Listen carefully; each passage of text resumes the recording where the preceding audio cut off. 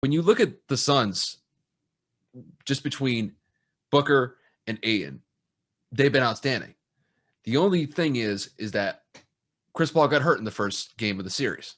He's been dealing with that shoulder injury ever since.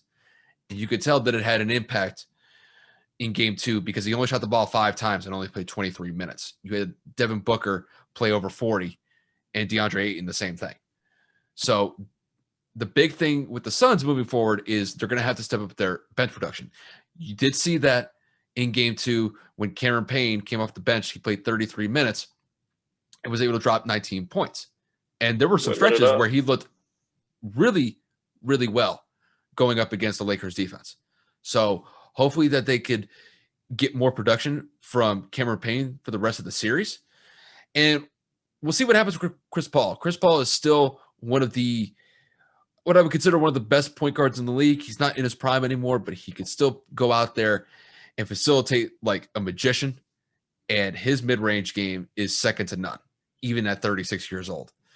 Now, the transition to the Lakers here, the Lakers did definitely step up their defensive intensity in game 2, even though they gave up more points. I thought they played pretty solid defense against the Suns overall. And offensively, they really did step up. And Anthony Davis had a subpar performance in game 1, but he came back strong in game 2 and really played well for the Lakers. He had 34 points. He shot 18 to 21 for the free throw line. The fact that he got to the line 21 times and was able to knock down close to 90, if not 90% from the free throw line, it really serves him and the team well. I thought LeBron had a decent game. He was 9 of 16 from the field, ended up knocking down basically the game-clinching 3 with about like 50 seconds left. And then when you look at the rest of the starters, Schroeder played really well. He dropped 24 points, 8 of 16 from the field, shot 6 of 6 from the free throw line, and Andre Drummond chipped in for 15 and 12 as one of the other starters. Now, the one main issue with the Lakers is their bench production. Their bench has been abysmal, and it really showed in game 2. Because when you look at the starters, the Lakers starters scored 96 points in game 2. In game 2, the bench players scored 13 from 5 guys. That's not going to get it done.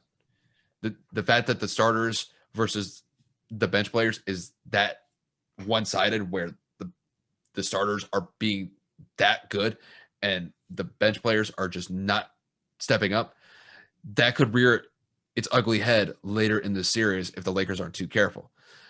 But going into game 3, I think it's going to be one of the most competitive games that we'll see in the first round of the playoffs. I think with this game 3, I think the Lakers are going to win this one. I think it's going to be a very close game. These games have been fairly close. The Suns won game 1 by 9 points. The Lakers won game 2 by 7. I think it's going to be very similar. I think it's going to be probably like around a 5-6 point game.